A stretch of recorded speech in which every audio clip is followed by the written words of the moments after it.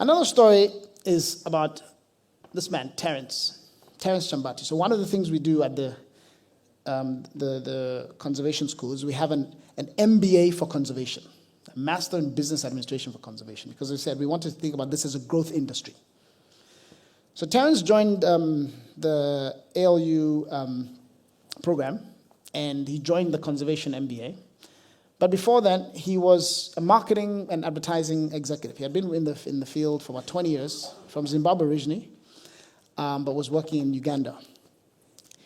And through the 20-month MBA program, he learned about this big opportunity for developing a wildlife economy in Africa. And as part of the program, all the mid-career professionals who are doing the MBA need to identify an innovation and an entrepreneurial opportunity in conservation and to bring it to life. So Terence's project was to do with bee conservation. He got, through his work, he realized that initially he became curious about this, because he was, as a marketing and advertising person, he went into the store and he saw all these different brands of honey.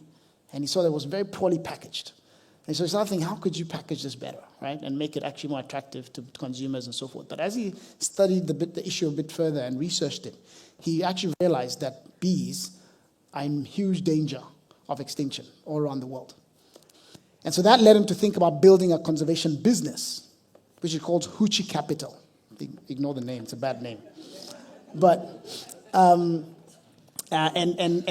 he has now launched this thing called the Huchi Hive, right? Where it's a really interesting approach to bee conservation. And what they do is 4 things. One is they've created a bee tracker, right?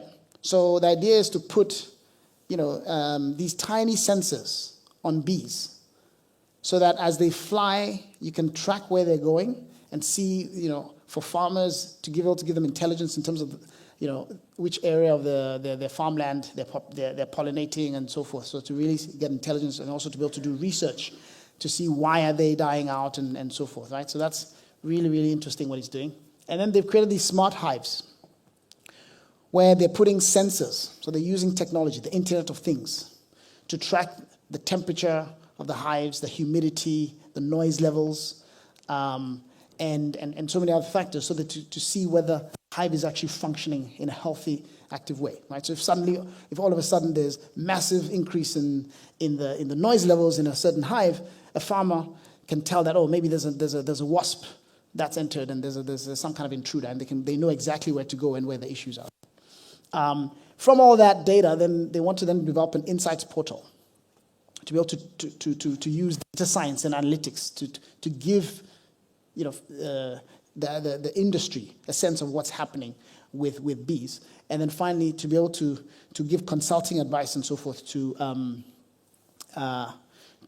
people to be able to make better decisions to grow this industry, right? So this came out of his MBA project, and he's now doing this full time.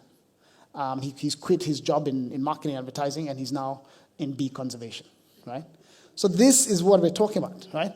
Getting fresh, innovative African talent, some of our best brains, seeing this as a growth industry and wanting to really grow it. So, and we're doing this not just in any way. Our aspiration is to create the highest level of talent, highest level of African leaders going into the sector. Because today, when you go to most conservation projects, many conservation projects are not led by Africans. And to the extent that you have Africans involved in conservation, very often they're not they're doing some of the lower level jobs in conservation. And we need to flip that, right? By getting our best brains who are most capable leaders into the sector.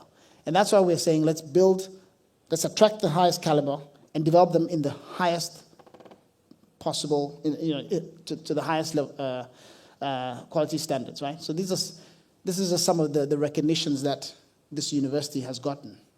This year, Fast Company came up with the 50 most innovative companies in the world.